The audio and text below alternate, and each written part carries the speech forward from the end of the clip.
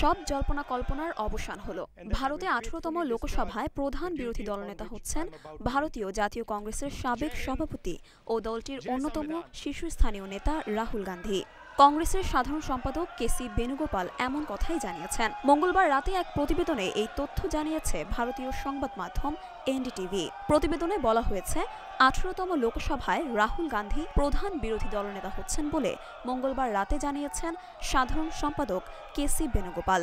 তিনি বলেন, CPP chairperson Sonia Gandhi pro tem speaker Bhartruhari মাহতাবকে চিঠি লিখে লোকসভার বিরোধী দলনেতা হিসেবে রাহুল গান্ধীকে নিয়োগের সিদ্ধান্ত জানিয়েছেন। এছাড়া অন্যান্য পদধারীদের বিষয়ে পরে সিদ্ধান্ত নেওয়া হবে বলেও জানিয়েছেন তিনি। মূলত বুধবারই ভারতের 18তম লোকসভা সাক্ষী হতে চলেছে এক বড় লড়াইয়ের। বিরোধী এবং শাসক জোটের মধ্যে ভোটাভুটি হবে লোকসভার স্পিকার পদ নিয়ে। তার কয়েক ঘন্টা আগেই এই সিদ্ধান্ত জানানো হলো। এদিকে এই সিদ্ধান্ত ঘোষণা করার আগে দিল্লিতে কংগ্রেস সভাপতি মল্লিকার্জুন খাড়গের বাসভবনে ইন্ডিয়া জোটের লোকসভার নেতাদের সঙ্গে এক বৈঠকে যোগ দিয়েছিলেন রাহুল।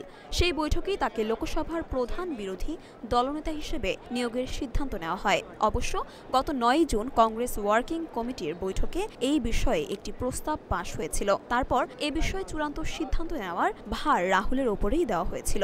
রাহুল গান্ধী সে সময় জানিয়েছিলেন, সিদ্ধান্ত নেওয়ার আগে এই বিষয়ে ভেবে দেখার জন্য তার কিছুটা সময় দরকার। উল্লেখ্য, রাহুল গান্ধী বিরোধী দলনেতার পদে যাওয়ার মাধ্যমে দীর্ঘ 2 দশক পর লোকসভার প্রধান বিরোধী দলের নেতা পদটি ফিরে পেল কংগ্রেস। 2014 সালের নির্বাচনে ক্ষমতাচ্যুত হওয়ার সময় কংগ্রেস মাত্র 44টি আসন জিতেছিল, আর 2019 সালে জিতেছিল 52টি আসন। দুইবারই বিজেপির পর সংসদে দ্বিতীয় বৃহত্তম দল ছিল কংগ্রেস। কিন্তু সংসদে প্রধান বিরোধী দলের মর্যাদা পাওয়ার মানদণ্ড পূরণ করতে পারেনি দলটি।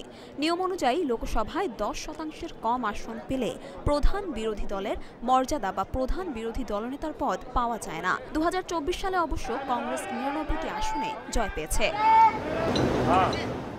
মরিয়ম মিম, ঢাকা পোস্ট।